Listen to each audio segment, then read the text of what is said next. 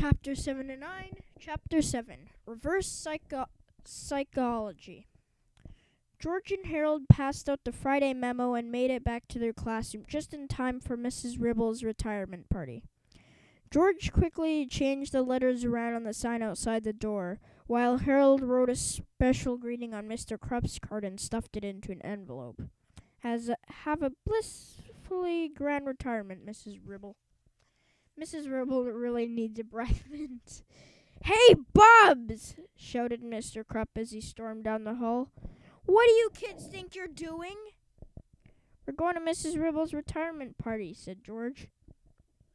"That's what you think, smart guy," said Mr. Krupp. "Mrs. Ribble showed me that comic book you boys made about her, and now I can catch you changing the letters around on any other sign. You boys aren't going to any party. You're going straight to the detention room." "Well, fine," said Harold. "Then we're not going to give Miss Ribble the card our class made for her." Mr. Krupp quickly swiped the card out of Harold's hand. "Aha!" he shouted. "I'm going to make sure she gets this card. I'm going to give it her to myself." "Aw, man," said Harold.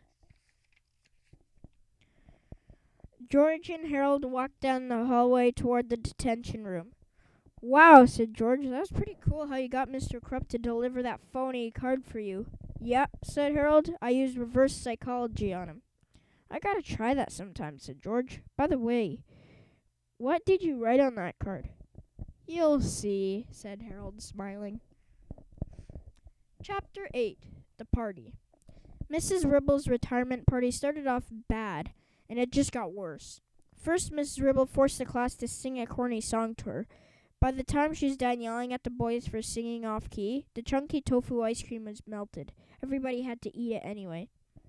"We love Mrs. Ribble, oh yes we do.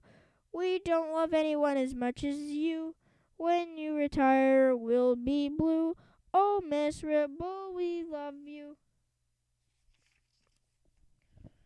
Then the children handed in their happy retirement cards. Mrs. Ribble ripped several of the cards up because some of the children had mistakenly drawn polka dots on their butterflies. One unfortunate boy had also drawn a happy, smiling sunshine on his card, and he had to stand in the corner. Finally, Mr. Krupp stepped forward and handed Miss Ribble the card he had snatched from Harold's hand. I went to a lot of trouble to get this for you," Mr. Krupp said gallantly.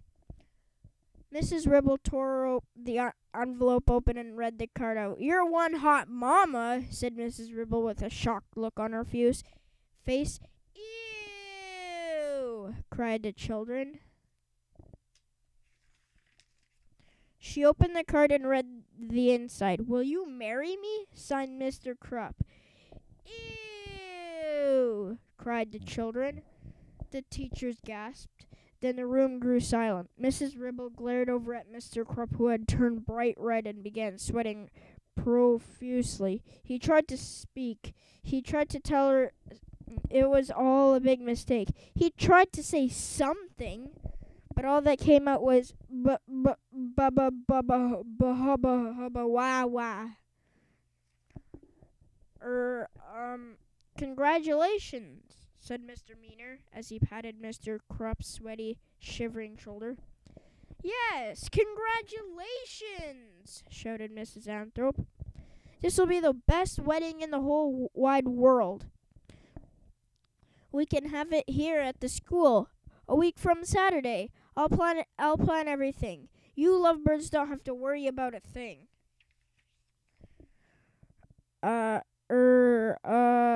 Great. "Thanks," said Mrs. Ribble, still looking quite angry and confused. "Hubba hubba wah," said Mr. Krupp. Chapter 9. Freaky Weeky. The following week at Jerome Howard's elementary school was definitely one of the weirdest ones they'd had in a while. For example, none of the kids showed up for school on Monday, but Mr. Krupp didn't even seem to notice. "Where is everybody today?" asked Mr. Rected. Bubba hub wubba wubba wow, said Mr. Krupp. On Tuesday, everybody did show up in their pajamas. Why is everybody picking their noses? Asked Mrs. Fit. Bubba hubba wubba wubba wow wow, said Mr. Krupp. On Wednesday, for some strange reason, the whole school smelled like garlic and rotten egg salad sandwiches, especially some of the girls. Boy, said Mrs. Grady, the styles today are sure getting bizarre. Bubba hubba hubba wow wow, said Mr. Krupp. Thursday was, without a doubt, a complete and total disaster. There's a food fight in the lunchroom, shouted Mr. Rustworthy, and the football team is destroying the teacher's lounge. Bubba hubba wah wah, said Mr. Krupp. Now nobody was sure what happened on Friday. Apparently there was a mix-up at the dress code and the yearbook photos. Our school pictures are ruined, shouted Mrs. Dakin. Bubba hubba wubba wubba wah wah, said Mr. Krupp. Yes, it was a freaky week, all right, but the big wedding was only one day away, and things are about to get really freaky. And that's it for today's video.